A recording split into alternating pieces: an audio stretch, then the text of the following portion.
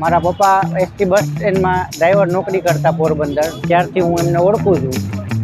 તે ખૂબ સરળ અને શાંત સ્વભાવના માણસ, બરાબર। અમે જ્યારે પોરબંદર એસટી વર્કશોપમાં એપ્રેન્ટિસ કરતા ત્યારે ભીખુ કાકા, અમે કાકા જ કહીએ, ભીખુ કાકા સારી એવી પોસ્ટ ઉપર નોકરી કરતા ને અમને ખ્યાલ છે ત્યાં સુધી બહુ શાંત સ્વભાવના છે। મારી સાથે પોરબંદર એજીબીએસ અગ્રણી શ્રી BK વ્યાસ બેઠા છે। તેઓના લાઈફના પ્રસંગો રજૂ કરે છે। ખરેખર એ કહે છે કે જ્યારે એ વખતનો સમય હતો એ કોઈ ઓર જ હતો, અને આ સાથે તેઓ જે કહે છે સાંભળો।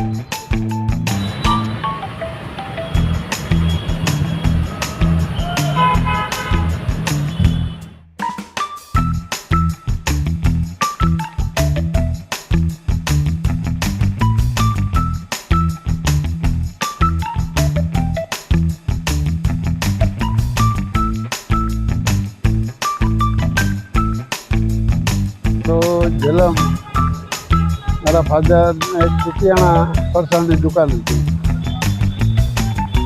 1942માં મારો જન્મ થયો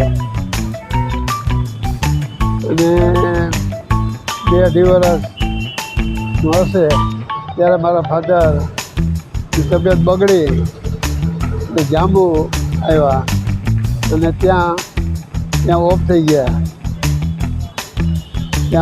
ગયા। પછી 4-6 મહિના રહીને ભળ મામાના ગામમાં ત્યાં અમુક સમય રહ્યા, ભણ્યા 7 ગુજરાતી સુધી। 1 વર્ષ ઘરે જ અપડાઉન કર્યું। લોકશાળાનું 8 પાસ કરી ને 1/6/1961માં જેલ ઉપર નોકરીમાં જોડ્યો। 65માં લગ્ન થયા, 63માં એસટીમાં આવ્યો।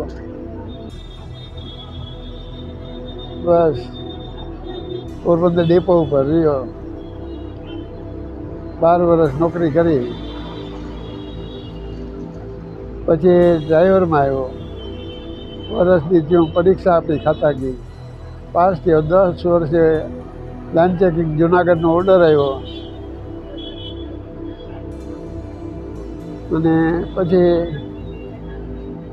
પોરબંદર, જામજોધપુર, જુનાગઢ એવી રીતે ફરતા પછી પોરબંદર PI ને APS તરીકે 30/11/2000માં નિવૃત્ત થયો।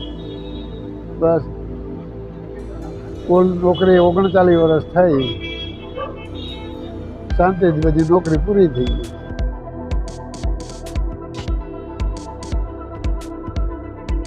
અમારા જ્યારે લાઇન ચેકિંગમાં હતો APS તરીકે પોરબંદર, ત્યારે ઇન્ટર ડિવિઝનમાં ચેકિંગમાં ગયા, દાહોદ ગોધરા ડિવિઝનમાં।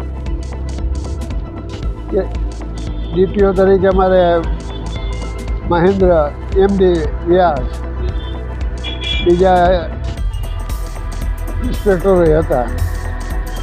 એમાં દાહોદથી 8-10 કિલોમીટર દૂર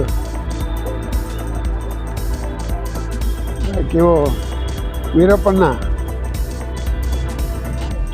એ મળ્યો, હાથમાં હથિયાર, અને અમારા અધિકારી MD વ્યાસ માટે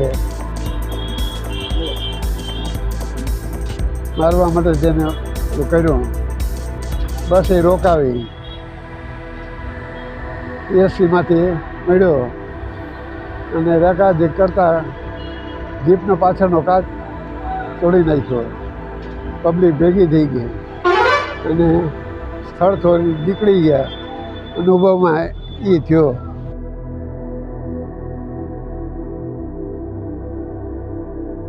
પોરબંદરમાં બ્રહ્મ સમાજમાં જોશી ટ્રાન્સપોર્ટના દુલભજીભાઈ, લાભભાઈ એ ભાઈઓ સારો ટ્રાન્સપોર્ટનો ધંધો કરે, જ્ઞાતિ પ્રત્યે ખૂબ લાગણી પ્રેમભાવ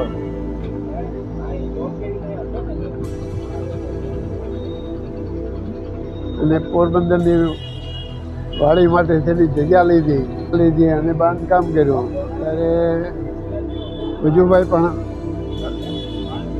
કામ કરતા. જ્ઞાતિજનોનો ખૂબ સારો ફાળો, જ્ઞાતિ પ્રત્યે લાગણી અને બોર્ડિંગ માટેની 5 રૂમ બનાવ્યા શરૂઆતમાં. ત્યારે ધીરુભાઈ જોશી ટ્રસ્ટીમાં મને કાર્યકારી ટ્રસ્ટી તરીકે નિમણૂક કરી. ત્યારે મારી નોકરી જુનાગઢ હતી અને જ્ઞાતિનો એનો ભેરા થાય, મિટિંગ રાખે અને એજન્ડા પ્રમાણે બધું કામ કરતા અને સારું આવતું. એમાં દુર્લભજીભાઈ લાભભાઈનો ફાળો સારો, રેવાશંકરભાઈ